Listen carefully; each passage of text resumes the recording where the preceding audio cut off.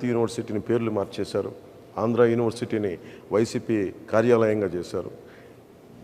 విశ్వవిద్యాలయాల్లో కూడా వైసీపీ ప్రభుత్వం తాలూకు పోకడ, దాని జోక్యం నిజంగా విశ్వవిద్యాలయాల తాలూకు ఔన్నత్యాన్ని, ఉన్నతిని మంటగలిపింది. ఇవన్నీ మార్చుకోవడం, భవిష్యత్తులో నాణ్యమైన విద్య, విశ్వవిద్యాలయాల తాలూకు దాని తాలూకు సమగ్రత కాపాడుకునేలాగా ఉంటుందో, అలాగే మనకి వైద్యానికి సంబంధించి మనం ప్రతి కుటుంబానికి 25 లక్షల రూపాయలు మనం హెల్త్ ఇన్సూరెన్స్ ఇస్తూ ఉన్నాం కూటమి ప్రభుత్వం తరపు నుంచి. అలాగే primary health care, secondary health care, tertiary health care అన్ని గవర్నమెంట్ హాస్పిటల్స్ని చాలా బలోపేతం చేస్తాం. అది కూటమి ప్రభుత్వం తీసుకున్న నిర్ణయం. అలాగే ముఖ్యంగా ఎక్కడైతే మనకి పొల్యూషన్ ఉందో, కాలుష్యం ఆరోగ్యాన్ని ఇబ్బంది పెడుతుందో, ఆ కాలుష్య నియంత్రణ మండలి ద్వారా వాటిని సరిచేసే బాధ్యత కూటమి ప్రభుత్వం తీసుకుంటుంది. ఉపాధి మనకి వచ్చి అన్ని మెగా డిఎస్సిని రిలీజ్ చేస్తాం, డిఎస్సి రిలీజ్ చేస్తాం, 18,000 పైచిలకు పోస్టులు భర్తీ చేస్తాం, పోలీస్ కానిస్టేబుల్స్, ఎస్ఐలు పోస్టులు భర్తీ చేస్తాం, నిరుద్యోగాన్ని రక్కసిని పారదోలుతామని చెప్పి మనకి ప్రభుత్వంలోకి వచ్చిన వ్యక్తి కనీసం పట్టుమని 10 ఉద్యోగాలు కూడా ఇవ్వలేదు. కేవలం అరాకొర సంక్షేమంతో, దాన్ని ఎక్కువ అడ్వర్టైజ్మెంట్స్ తోటి ముందుకు తీసుకెళ్ళి సంక్షేమాన్ని కూడా సంపూర్ణంగా చేయలేకపోయిన ప్రభుత్వం, ఉపాధి ఇవ్వలేకపోయిన ప్రభుత్వం, మనకి జాబ్ క్యాలెండర్ రిలీజ్ చేయలేని ప్రభుత్వం. ఇది మారాలి అంటే ఖచ్చితంగా మన కూటమి ప్రభుత్వం రావాలి.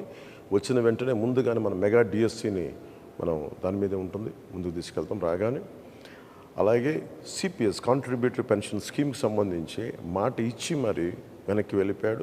వారం రోజుల్లో సంతకం పెడతానని చెప్పిన వ్యక్తి ఈ రోజున దాన్ని గాల్లోకి వదిలేశాడు. స్కూల్స్లో పాఠాలు చెప్పి టీచర్లను తీసుకెళ్ళి మనకి యారెక్ షాపుల దగ్గర, సారాయి షాపుల దగ్గర క్యూల్లో సరిచేసే బాధ్యతలు అప్పచెప్పాడు. ఇది వారిని మన గురు బ్రహ్మ, గురు విష్ణు, గురు దేవ మహేశ్వర అని చెప్పి మనం గురువుని ప్రార్థించుకునే పరిస్థితుల్లో తీసుకొచ్చి మద్యం షాపుల దగ్గర పనిచేసే విధంగా ఈ ప్రభుత్వం గురువులను అవమానం చేసింది. ఉద్యోగులకి సిపిఎస్ ఇవ్వలేదు. వీటన్నిటిని దృష్టిలో పెట్టుకొని నేను గురువులకి గౌరవం ఇచ్చేలాగా, వారికి వేతనం సకాలంలో అందేలాగా, అలాగే సిపిఎస్ నేను ఉమ్మడి ఆంధ్రప్రదేశ్ మాజీ ప్రభుత్వ ఉద్యోగ కొడుగ్గా నాకు కష్ట నష్టాలు తెలుసు. ఈ రోజుకి మా అమ్మకి, మా నాన్నగారి పెన్షన్ అందుతూ ఉంటుంది. దానికి తాలూకు ఆ కష్టం తెలుసు నాకు. అలాంటిది కాంట్రిబ్యూటరీ పెన్షన్ స్కీమ్ పదవి విరమణ చేసిన ఉద్యోగులందరికీ కూడా సంవత్సరం లోపు నేను మీకు మాటిస్తున్నాను. సంవత్సరం లోపు దీనికి పరిష్కారాన్ని కనుక్కొని మీ పదవీ విరమణ మీకు భయపెట్టేది కాదు, మీకు భరోసా ఇచ్చేదిలాగా ఉంటుందని చెప్పి మనస్ఫూర్తిగా నేను మీకు పదవి విరమణ చేయబోతున్న ఉద్యోగులందరికీ నేను తెలియజేసుకుంటా ఉన్నాను. నేను మీకు మాటిస్తున్నాను, సంవత్సరం లోపు దానికి పరిష్కార మార్గాన్ని కనుక్కొని మేము పారిపోం. నేను మీకు మాటిస్తాను, నేను నిలబడతాను. అలాగే సాగునీరు మనకి ఇన్ని ప్రాజెక్టులు ఉన్నాయి. ఈరోజు మెగా ప్రాజెక్టు 2004 నుంచి ప్రత్యేకించి జల యజ్ఞం అన్న పదం అని కానీ జల దోపిడీ అయిపోయింది.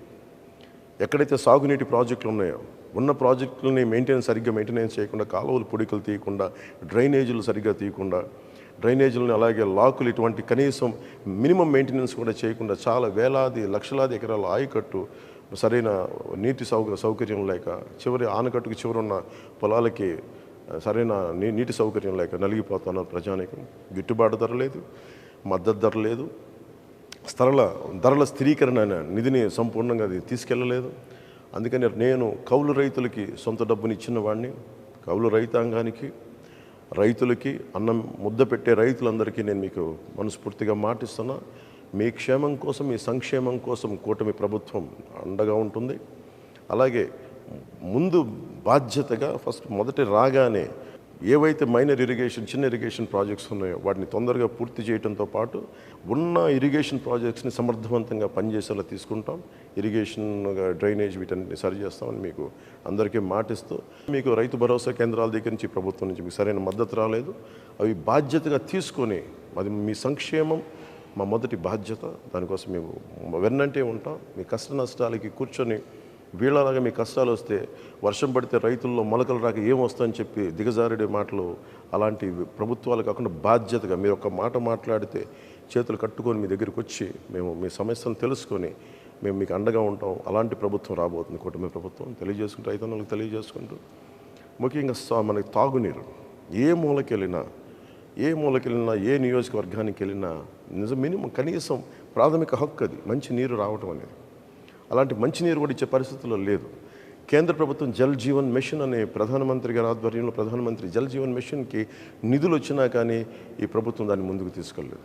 మేము మీకు మాట ఇస్తున్నాం, అహిర్నిశలు మేమందరం బాధ్యత మరి తీసుకొని మనకి కనీస రక్షిత మంచినీరు ప్రతి ఇంటింటికి అందేలాగా మేమందరం బాధ్యత తీసుకుంటాం అని మీకు తెలియజేసుకుంటున్నాను ప్రతి ఒక్కరికి. అలాగే మధ్యతరగతి కుటుంబాలకి మీరు కష్టాలు నలిగిపోతూ ఉన్నారు, ఎక్కువ మీరు కూర్చోబెట్టి అందరూ మీరు నలిగిపోతారు, ట్యాక్సులు కడతారు, మీరు సంక్షేమ పథకాలు ఉండవు, మీకు కనీసం మీకు ఇవ్వగలిగింది భరోసాతో కూడిన ప్రభుత్వం ఇవ్వాలి, లేదంటే మీకు ధరలు తగ్గించే ప్రభుత్వాలు ఉండాలి.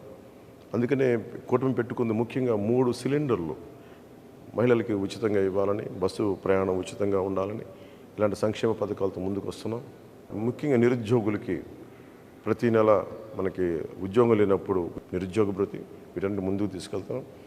ఎన్నోసార్లు జనవాణి కార్యక్రమంలో నేను ఒకటి నిర్ణయించుకున్నాను, చాలా చాలా ఆవేదనతోటి అందరికంటే వెనకబడిన వాసులం మేము, మమ్మల్ని సమాజం గుర్తించదు, మా కష్టాలను గుర్తించదు అని చెప్పి దివ్యాంగులు నాతో పెట్టుకున్న గోడు నన్ను ఎప్పుడు కదిలించేసేది.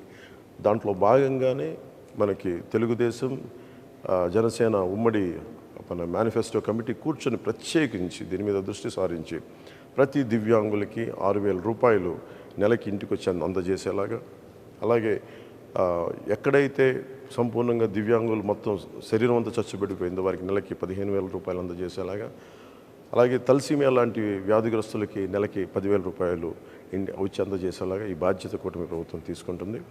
ఈరోజు మేము పెట్టుకున్న సంక్షేమ కార్యక్రమాలు అన్నీ కూడా నిరుద్యోగులకు కానీ రైతాంగానికి కానీ మీరు మేనిఫెస్టో చూస్తే అన్ని సంక్షేమ కార్యక్రమాలు కూడా మేము చాలా బాధ్యతగా తీసుకొని చేస్తాం. చాలా బలమైన బరువు, చాలా బలమైన బాధ్యత. ఎందుకంటే మనసుంటే మార్గం ఉంటుంది. వైఎస్ జగన్కి ఇసుక మీద 41,000 కోట్లు, మద్యం మీద 40,000 కోట్లు వాళ్ళు అడ్డగోలుగా దోచేసుకున్నారు. మన ఆరోగ్యాల్ని హాని చేసి అసలు ఫిల్టర్ చేయని లిక్కర్ని ప్రజలకు అమ్మేసి నరాలు దెబ్బతినేంత మందు నమ్మి ఈ రోజున ఒక చిన్న భిన్నం చేశారు వ్యవస్థని.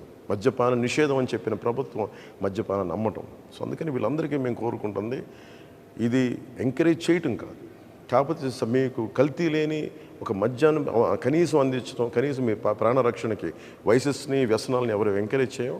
కానీ మనకు 6 రాష్ట్రాలు మన చుట్టుపక్కల, మన ఆంధ్రప్రదేశ్ రాష్ట్రానికి 6 రాష్ట్రాలు మనకి చుట్టుపక్కల సరిహద్దులు ఉన్నాయి. సో మనకి సంపూర్ణ మద్యపాన నిషేధం అది చేయడం చాలా కష్టసాధ్యం. కానీ అంచెలంచెలుగా ఆడపడుచులు మహిళలు కోరుకున్న చోట, ఒక గ్రామం కోరుకున్న చోట, ఒక ప్రాంతం కోరుకున్న చోట అక్కడ మద్యం షాపులు కానీ లేదంటే యారక్ షాప్స్ కానీ అవి లేకుండా చూసుకునే బాధ్యత ప్రజలు, మెజారిటీ శాతం ప్రజలు కోరుకుంటే అక్కడ మద్యాన్ని సంపూర్ణంగా నిషేధించే బాధ్యత కూటమి ప్రభుత్వం తీసుకుంటుంది. అలాగే ముఖ్యంగా లా అండ్ ఆర్డర్, ఈ లా అండ్ ఆర్డర్ సమస్యను అంటే మేము బేసిక్గా జనసేన టీడీపీ మేమందరం నమ్మేది భారతీయ జనతా పార్టీ వ్యవస్థల్ని బలోపేతం చేయడం, వ్యవస్థలను బలహీనపరచడం కాదు. కూర్చోబెట్టుకు సినిమా టికెట్లకి మొత్తం మండల రెవెన్యూ ఆఫీసుల దగ్గర నుంచి చీఫ్ సెక్రటరీ దాకా, మా చీఫ్ సెక్రటరీ టు చిన్నపాటి ఎంఆర్ఓల దాకా పనిచేస్తూ ఉన్నారు. అదే రైతుకి కష్టం వస్తే ఒకళ్ళు కూడా స్పందించే పరిస్థితులు లేదు. వ్యవస్థల్ని బలోపేతం చేస్తాం. పోలీస్ వ్యవస్థని కానీ రెవెన్యూ వ్యవస్థని కానీ అన్ని వ్యవస్థల్ని బలోపేతం చేసి వారికి సాధికారతని వారికి ఇచ్చే దిశగా మేమందరం బలమైన నిర్ణయం తీసుకున్నాం. అది మనకి ప్రజాస్వామ్యాన్ని పరిరక్షిస్తాం. లా అండ్ ఆర్డర్ చాలా చాలా చాలా బలంగా ఉంటుంది. లా అండ్ ఆర్డర్ బలంగా ఉన్న చోట అన్ని పథకాలు బాగుంటాయి. లా అండ్ ఆర్డర్ బలంగా ఉన్న చోట పెట్టుబడులు వస్తాయి, పరిశ్రమలు వస్తాయి, పరిశ్రమలు వచ్చిన చోట ఉపాధి అవకాశాలు ఉంటాయి. వీటన్నిటిని దృష్టిలో పెట్టుకొని మీ అందరికీ పేరున ప్రతి ఒక్కరికి 2 చేతులెత్తి అభ్యర్థిస్తున్నాను, ఆర్థిస్తున్నాను.